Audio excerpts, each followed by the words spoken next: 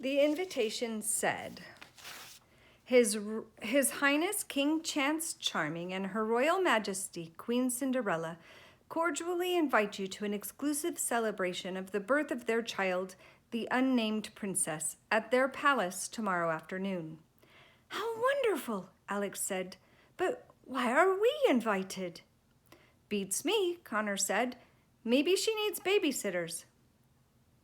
I wasn't expecting to be invited either, Red said.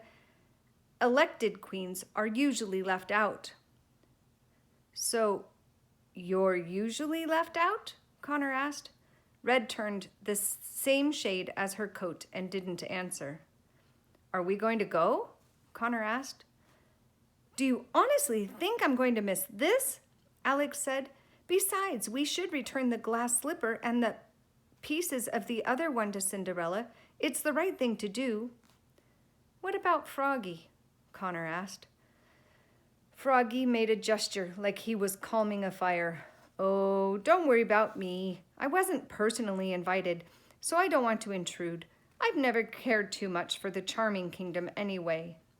Nonsense, Red said. You'll come as my guest, and I won't hear any more of it. She held her head high. Froggy knew he wasn't getting out of this one. We'll go see the baby princess, and then we'll find the fairy godmother with Froggy afterward, Alex decided. Hopefully, she'll still turn him back into a human. You mean you're going to become human? Red asked with a hand over her chest. Yes, Froggy said. Long story. Why didn't you just say so? Red said. You have no idea how this changes how I feel about you. Although, I must say I'm very proud of myself for being friendly to, well, whatever it is you are now. If Froggy had eyebrows, they would have been raised. Come with me right now, Red said and linked his arm in hers. Let's go plan our outfits for tomorrow. She led Froggy out of the room. He looked back at the twins, his eyes saying, Help! But they were too busy holding in laughs to rescue him. By that afternoon, the carriages were loaded, and the journey into the Charming Kingdom began. Snow White and King Chandler rode in one carriage, and the twins in the other with Froggy and Red. They were surrounded by a fleet of soldiers the entire way. Now this is the way to travel, Connor said. The twins kept pointing out familiar land that they had traveled across during their journey. It inspired them to tell Froggy and Red all about the adventures they had had. The Frogman and the Queen were all ears.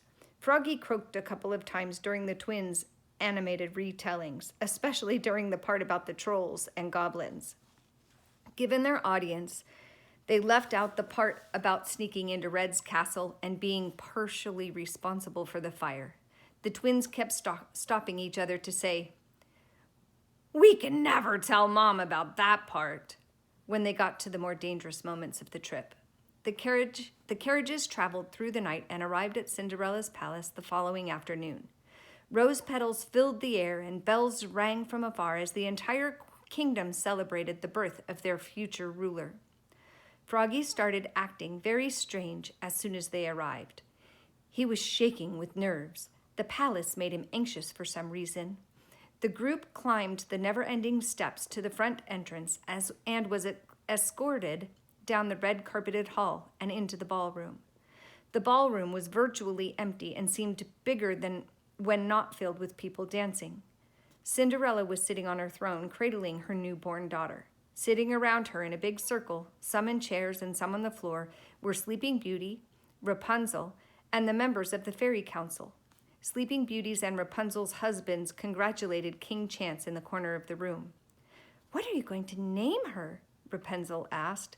She was beautiful, with hair that matched the lock Alex and Connor had collected from the wishing spell. She wore it up in the biggest bun the twins had ever seen, and it still ran down her back and trailed behind her. I can't decide, Cinderella said. You should name her after her Aunt Rapunzel, Rapunzel suggested, and everyone laughed. I love you, Rapunzel, But I love my daughter too much to ever do that to her, Cinderella said, and everyone laughed even harder. Look who's here, Cinderella said, as soon as she looked up to see the group walking toward them. Everyone was happy to see Snow White and Chandler, but the room grew very tense when they saw Alex and Connor walking in behind them with the giant frog man. Everyone looked at them uncomfortably, as if they were naked. Aren't those the twins who stole the glass slipper? King Chance said, stepping forward from the clump of kings. No, we tried to tell you. It wasn't us, said Alex, panicked, afraid history was about to repeat itself, and she and her brother would be chased by guards.